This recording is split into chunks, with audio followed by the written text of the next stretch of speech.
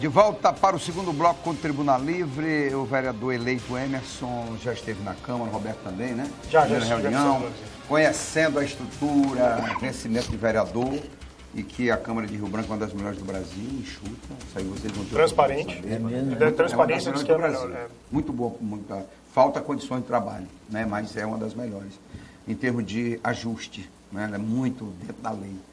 E eu queria saber o seguinte... Você foi vereador, né? Fui 3 mandatos. Aqui? Um mandato em Brasília, 2 na capital. Aí 2 aqui, então você pode falar bem sobre a experiência. Né?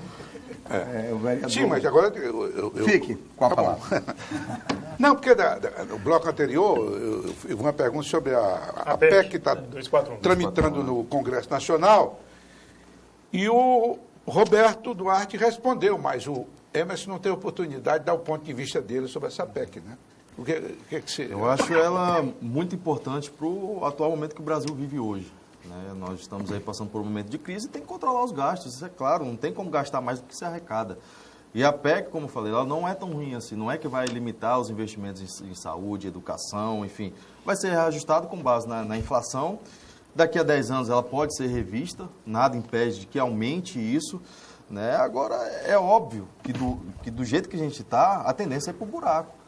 Os cortes que vão acontecer, eles são precisos. Isso vai doer. Vai doer, mas é o único jeito. Não tem outro jeito de se fazer a não ser cortando na própria carne.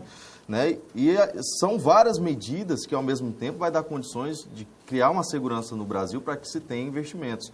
Né? Tanto a reforma da Previdência quanto a reforma das questões trabalhistas. E uma outra questão que não entra em pauta, a redução dos gastos dos próprios políticos. Porque é muito gasto ainda, é muito dinheiro usado. Não só dos políticos. Você está se contradizendo. Você vai na Câmara, não tem estrutura para alugar. Você vai tirar dinheiro do bolso para comprar mesa, pagar a internet. A Câmara é uma situação à parte. Já a Assembleia, né, e a nível federal também o Senado, é demais. Por exemplo, teve uma redução de 40%. Não, mas assim, eu pergunto, ele tem razão. Ao longo desse mandato do Renan, as despesas no Senado teve uma redução de 40%. Mas ele tem razão. É do Senado ou dos senadores? Do Senado, incluindo os senadores. Incluindo os senadores. Não, mas ele tem razão. A Câmara, igual a gente falou, é bem reduzida aqui. Isso é louvável e é de se tirar o chapéu. Né? Qual é a Mas necessidade? A nível federal nós temos muito a melhorar. Qual é a necessidade que para cada senador um carro bancado pelo poder público? Cada senador? Não. Carro oficial só para mesa. Perfeito. Não há, os deputados não têm direito a carro, como muita gente pensa, não tem direito. Verba indenizatória, aquilo tem que acabar, urgente. A Câmara não tem. A Câmara não tem. A Câmara verba indenizatória não tem mais. Foi tirado não, é porque... Foi tirado da federal? Não, a Câmara municipal não tem mais. E também tirar alguns privilégios de Ministério Público, da Justiça, uma série de penduricalhos. Colocando auxílio moradia, auxílio alimentação, cotão, essas coisas assim, inclusive para paletó caiu já mais de 4 anos. Não precisa ser dado exemplo. Os poderes dar o exemplo. Não, nós vamos economizar aqui. Todos os poderes. Nossa. O STF sinalizou que concorda com a PEC. Osmi, a PGR disse que não. Deixa eu voltar novamente. Ela é muito mais, a pergunta é mais instigante para o Roberto, porque é do PMDB, do que para você. Mas ela se estende também a você.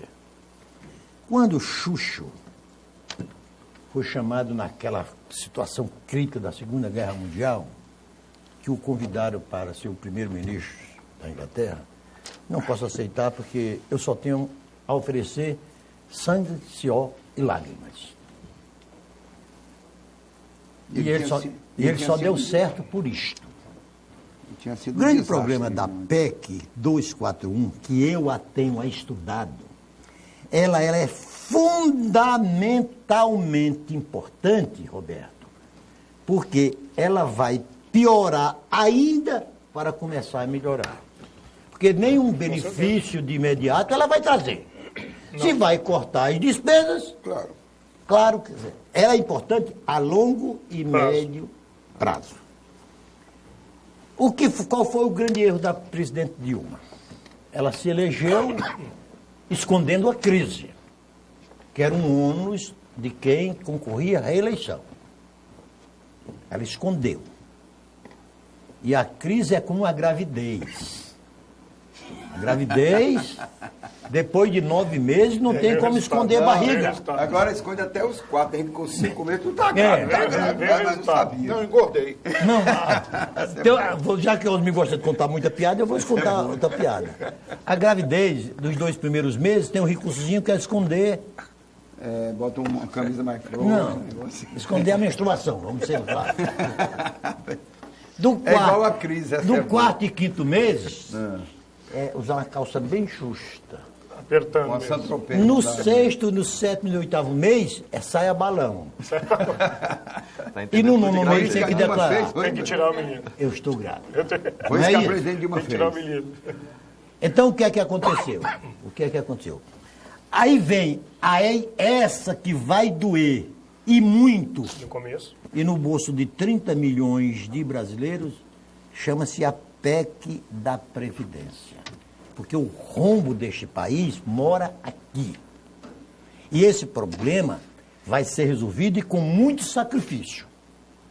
E o governo está omitindo, está mentindo, dizendo que não vai tirar direito de ninguém, quando na verdade vai tirar. Vai ter que tirar. Hein? Vai ter que Então- tirar. Vai ter que tirar. Não tem como não tirar. Para te conseguir sanar esse prejuízo todo, sanar essa dívida toda, tu vai ter que buscar em algum lugar. Vai ter que sacrificar alguém. Isso não tem como esconder. Ele pode até maquiar, mas esconder não. O problema é que Nós o temos esse sacrificado problema no sempre Estado. é um trabalhador. Mesmo. Sim, infelizmente. Isso é Não, nem sempre, o Astério. maior, O sacrificado é a gente ter a convicção O banco não é sacrificado, que no você- Brasil tem milhares e Vamos tá tendo milhares lucro de extraordinário. aposentados que chegam a ganhar 100 mil reais por mês. É aí também que nós temos Vamos que ter chegar. que cortar. Vamos ter que O cortar. Rio de Janeiro é uma farra, né? É uma Não, farra. mas em cima- Você em estudou cima no Rio de Janeiro, não foi, André? Mas- Não. Aposentadoria no Rio de Janeiro? Ok. Que foi comentado num programa passado aqui, naquele sim. debate da Previdência. E o Rio de Janeiro é uma festa. Mas, vê, Filho Narciso, de aproveitando que você está desembargador, falando filho. em crise, vamos voltar aqui para o nosso terreiro. Você me falou no início do programa que havia uma crise nacional e que a crise ainda não tinha chegado por aqui. Não, falei que já estava aqui, já há Mas- algum tempo instalada, mas ela vai chegar mais enérgica. Dê exemplo de como é que a população sente essa crise no município e no estado. O poder aquisitivo diminuiu, em muito. O aumento nos supermercados, nos mercados, nos bares e tudo mais, ele é nítido diariamente. Não chega nem a ser mensalmente. Hoje tu vai com 100 reais no Araújo, tu faz uma compra. Tu não consegue Não repetir faz. essa compra. Não, tu faz uma compra de 100 reais. Mas tu não consegue repetir essa compra no mês que vem. Eu estou citando aqui um supermercado, mas todos. qual da é mesma o supermercado? forma. É bom, Não é questão só desse mercado, são todos. Sim. Né? Então a gente vê que isso é a crise que está instalada e atinge o nosso município também, a toda a nossa população. E Se você sobre a conversar com os aposentadoria, se você conversar com aqui os a crise vai comerciantes, chegar aqui, vai. sobre os aposentados? Aqui já está tendo um grande problema, né? Teve a grande lei polêmica aí, né? A lei do confisco, né? Que são sinais nítidos de que já está falindo. Explica já tá melhor essa quebrando. lei do confisco. A lei do confisco inclusive o próprio STF se manifestou Já se contrário. manifestou? Né? Em alguns outros estados, Em né? alguns 7 outros estados. estados, Não, Acre ainda a não. respeito dos depósitos que tinham, né? Judiciais. De poder se apropriar de 85% para, enfim, para outros gastos, inclusive da própria Fazer Previdência. caixa para o governo. Isso. Então, isso são sinais nítidos de que já está quebrando. Né? E aqui a gente tem uma excepcionalidade, né? Vivemos do funcionalismo público. À medida que não tem dinheiro para pagar servidor, toda a economia fica parada. Se você for conversar hoje com os comerciantes, a reclamação é total, É é genérica nítida. É todos eles falando que caiu o faturamento. Todos eles, não tem uma exceção. Tanto no ramo alimentício, né, de roupas, porque o poder aquisitivo realmente diminuiu. Né? Isso é fato e a gente tem que criar uma Mas, solução Emerson, de se desenvolver caiu setor no privado. Brasil integralmente em todo o país, não seria o Acre que fosse uma ilha de prosperidade, né? Claro. Não, mas a gente trouxe o assunto justamente aqui, o Osni nível trouxe o local, assunto né? para o local. a esfera local, para Local. o município de Rio Branco. E assim é natural. E como a gente- Narciso, a como crise é acabou tão de dizer. brava, você disse que eu gosto de contar piada, não é verdade. Não é verdade. A crise está tão brava que eu tenho um parente, um primo, que ele está conseguindo ganhar dinheiro diante dessa crise. Ele montou uma pequena indústria de recuperação de chupeta de bebê.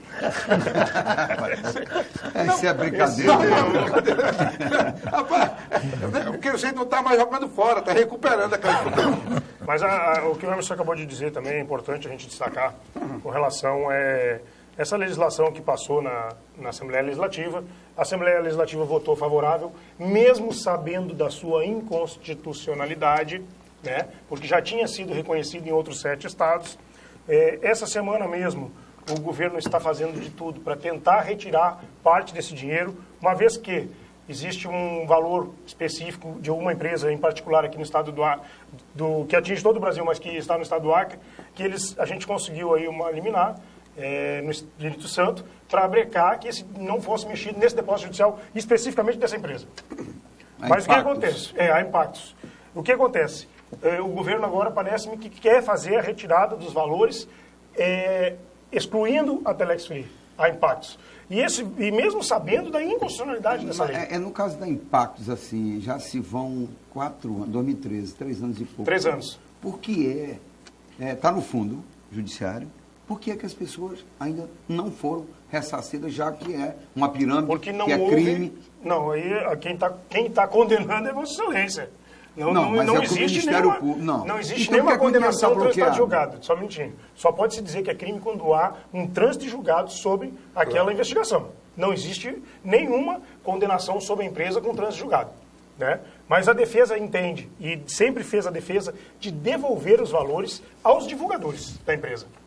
A empresa sempre defendeu isso. Isso foi um primordial para nós e até hoje a gente quer isso. Inclusive a sentença de 1º grau, onde reconhece-se alguma forma ilegal de atividade da empresa, existe ali uma parte dela que diz... A empresa reconhece a ilegalidade? Não, a empresa não, é a justiça. Reconhece a ilegalidade de uma determinada parte da empresa e diz que deveria devolver o dinheiro às pessoas. A empresa Telex Free, a empresa Impactos Telex Free, não recorreu sobre esse ponto, sobre esse aspecto. Concordou? Concordou integralmente, quer devolver. Mas houve um recurso por parte do Ministério Público com relação a tudo isso, e aí está em discussão agora no 2º grau. É verdade que tem uma dívida muito alta com a Receita Federal? Olha, a empresa não reconhece a dívida. Existe algumas investigações, um procedimento investigatório com relação a isso. Mas não há ainda nenhuma sentença condenatória nesse sentido ou uma cobrança nesse sentido da empresa com relação a uma condenação milionária aos impostos federais. Sob hipótese, no caso de uma condenação final, o que é que acontece com o dinheiro? O dinheiro tem que ser restituído aos divulgadores, no pensamento da empresa e da própria justiça, de 1º grau. Esse dinheiro tem que ficar lá reservado para voltar para aquelas pessoas que investiram e não tiveram seu dinheiro, que não receberam, né, o seu dinheiro de volta. Porque aquelas pessoas que investiram e receberam o dinheiro e ganharam lucros, não têm o porquê ser ressarcidas. Né? A OAB não entrou com uma ação também? A OAB entrou com uma ação direta de inconstitucionalidade no Supremo Tribunal Federal. Isso. E o que aconteceu? O ministro relator quer julgar a liminar, levou para o plenário, julgando a liminar de inconstitucionalidade direto no plenário, para que haja Então, com base nisso, você acha que alguém vai mexer nesse recurso? Olha, existe uma possibilidade grande, até há um pedido, e ontem foi julgado na Corte Especial de Justiça, um pedido do Estado para a retirada de um valor desse dinheiro. E se houver inclusive do Supremo, ele teria como devolver de imediato? Não tem. Se ele não tem hoje, como é que ele vai... Se ele não tem hoje o dinheiro para utilizar, como é que ele vai devolver no prazo de 48 horas? Eu queria voltar um pouquinho para a questão da verança. Né? Sim, perfeito. Porque a gente tenta. Nós já fomos para a Inglaterra, falamos do Winston Churchill, já falamos de tanta coisa. Voltamos 5 mil anos. Aqui, ele foi eleito vereador, não foi deputado federal. E nem senador. Nem senador, tá bom. Vocês participaram pela primeira vez de uma campanha eleitoral. Narciso Osmi participaram de muitas campanhas quando as regras eram totalmente diferentes das que são agora, não é verdade? Toda eleição muda, imagina o Narciso, que é a última candidatura dele. Diz que a reforma do Brasil é uma política como carnaval, todo ano tem. Né? E como foi participar desse modelo? Agradou essa forma? Diminuiu de 3 meses para 45 dias? O tempo de televisão, hoje eu vi um cidadão desse supermercado Araújo, você falou no Araújo, comentando, gostei tanto dessa campanha porque não teve muito tempo para ninguém falar demais e tal. Foi bom participar? O modelo é satisfatório? Foi um bom teste. Visualmente, a gente verificou uma poluição visual muito menor. Né? As pessoas não se deram muito conta de que a eleição já tinha começado, foram ali nos instantes finais tomar de conta, né, de que estava acontecendo a eleição. Muita gente, sem saber em quem votar, às vésperas da eleição, liberaram a figura do pré-candidato, que isso fez estender, ao meu ponto de vista, a campanha, porque não se estendeu aos 45 dias, pelo contrário, né, a pré-campanha aí durou praticamente o ano todinho. Então, teve os seus prós e teve os seus contras, né? Para a população foi boa que não teve aquele desgaste político muito grande. Você foi, né? assediado como candidato por eleitor pedindo alguma coisa? Foi assediado? Foi, sim, né? ainda temos muito essa Roberto prática. Ainda né? pede ditadura? Muito, né? E até... Quais eram os pedidos assim inusitados? É porque eu não sei se tem inusitado, não, porque tudo é a mesma coisa. Não, mas eu acho que não tem. Inusitado não chegou a ter, mas é sempre os mesmos, né? Mas ditadura não tem. Depois que eu ganhei, recebi uma mensagem de que, parabéns pela eleição, eu estou reformando minha casa, o meu banheiro ainda não está completo. O senhor poderia me ajudar? Depois da eleição é crime? É crime depois da eleição? Isso é bom. Tem uma pergunta aqui pro Roberto em cima disso. Mas eu... Deu tempo, foi tão curto, deu tempo para alguém, você acha, usar a Caixa 2? Veja bem, eu queria, porque não foi minha primeira campanha, né? Eu participei em 2014 como candidato ao Senado, mas foi uma campanha que, naquele momento, eu fiz uma campanha pé no chão, como eu fiz essa também, rodando os 22 municípios, pé no chão mesmo, né? Uma campanha simples, e a gente via naquele momento, por exemplo, 2014, que eu pude participar ativamente da campanha, nós víamos uma poluição visual, como o Emerson falou agora, muito grande. Tinha, por exemplo, naquela época, candidato a deputado estadual que tinha mais placa do que candidato a governador. Tinha candidato a senador que tinha mais placa do que governador do Rio de Janeiro.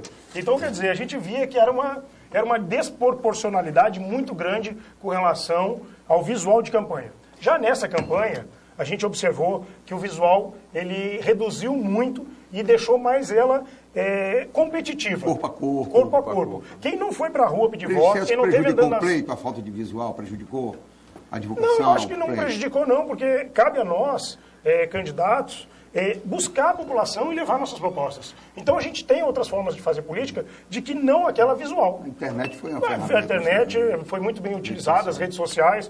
Por exemplo, eu tinha um informativo de campanha, que eu ia de bairro em bairro, casa em casa, fazia visitas, fazia reuniões. Ali eu apresentava algumas das nossas propostas, alguns dos nossos projetos, o que a gente queria fazer, o que era a atribuição, a função verdadeira do vereador.